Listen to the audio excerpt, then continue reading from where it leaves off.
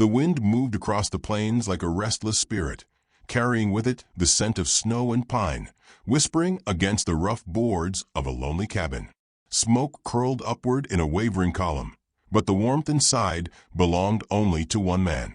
He sat with his back to the hearth, boots planted wide, his face drawn by years of silence more than age. 30 winters had not softened him, only carved him leaner, a creature of the frontier. Handsome, yes, but with a look that told he had spent too much of life staring at horizons that never answered him. He lived with his cattle, his land, and the echo of his own voice, and though he had food and fire enough to keep his body whole, his heart remained hollow, a house without a lamp burning in its window. On that late afternoon, when snow clung to the earth like a shroud, fate pressed 2 lives together. She came out of the tree-line first, her steps weary, her figure wrapped in a shawl, so thin it seemed more a memory than a garment. Her hair was dark, loosened by wind, framing a face both beautiful and tired beyond her years. 23, yet carrying the weight of a woman who had walked too far through grief. A widow, though he did not yet know it. She held herself upright with a dignity born not of pride but survival, and though the cold bit at her, she refused to stumble. He saw her before she saw him. His hand hovered near the rifle leaning against the doorframe, but he did not reach for it. Something in her gait stilled him, a strength bound to fragility, like glass that had survived 1,000 storms but could shatter at the wrong touch. When her eyes finally lifted to the cabin, she did not plead. She did not cry. She only stood there, breathing hard, as though weighing whether a stranger's fire was less dangerous than the night that followed. He stepped outside, boots crunching the snow, the silence between them vast as the prairie. For a long moment, they simply regarded one another, 2 figures caught in the gray hush of winter. Then his voice, deep and plain, cut through the cold. "I need a wife.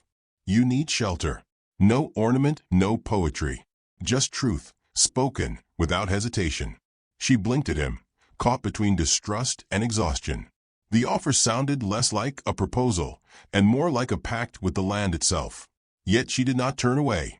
She had nowhere left to go, and in his eyes she saw not hunger, not cruelty, but a kind of loneliness that mirrored her own.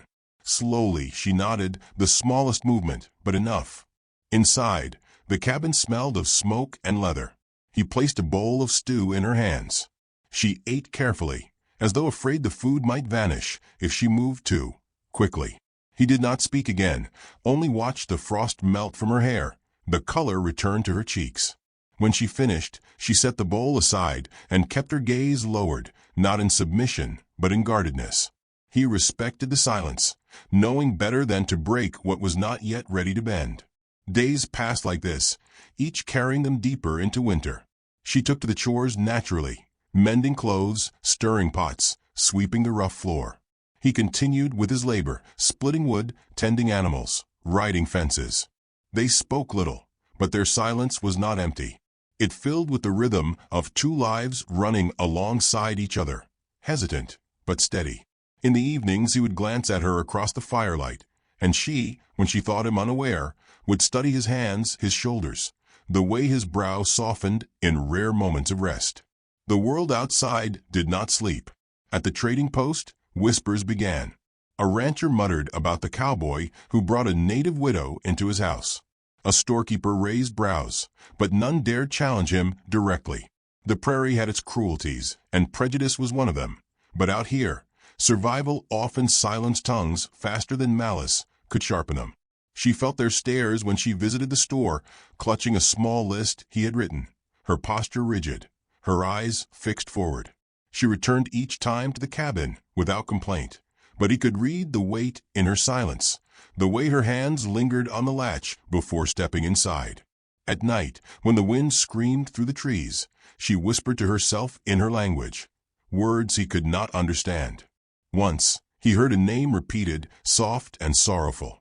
Perhaps her husband, perhaps a child lost. He never asked.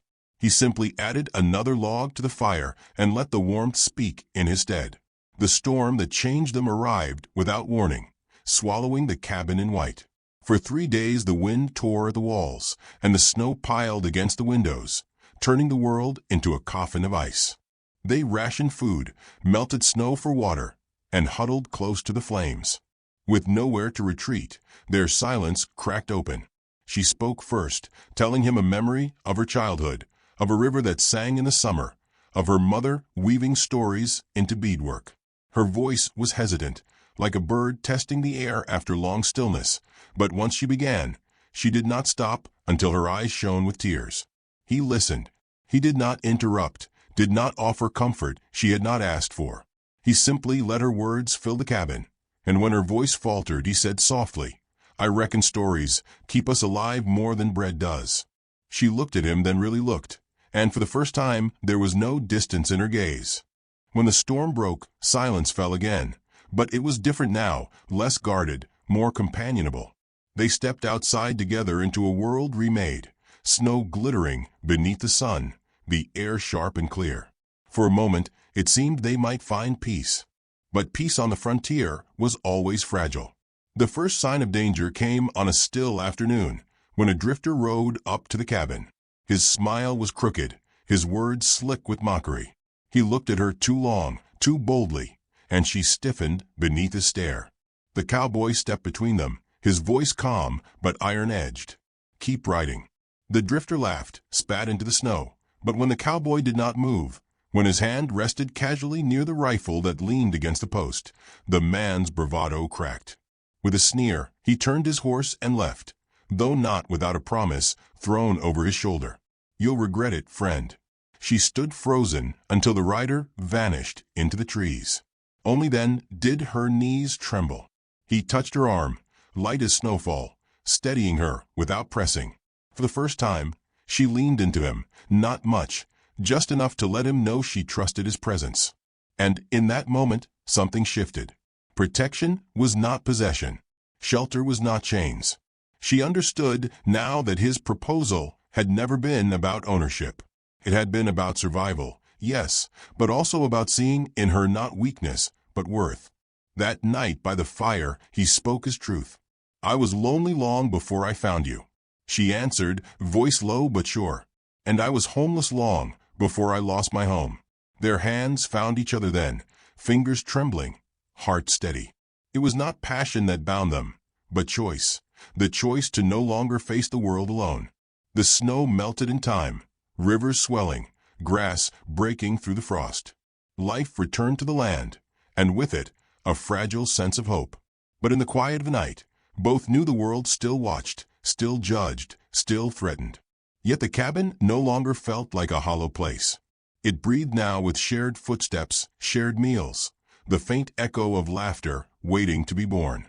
The wind swept again across the plains, softer this time, carrying not just the scent of pine and earth, but the beginning of something unspoken.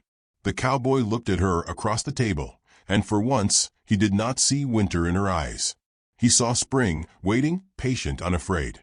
And though the horizon still held storms, the fire between them promised enough warmth to outlast them all.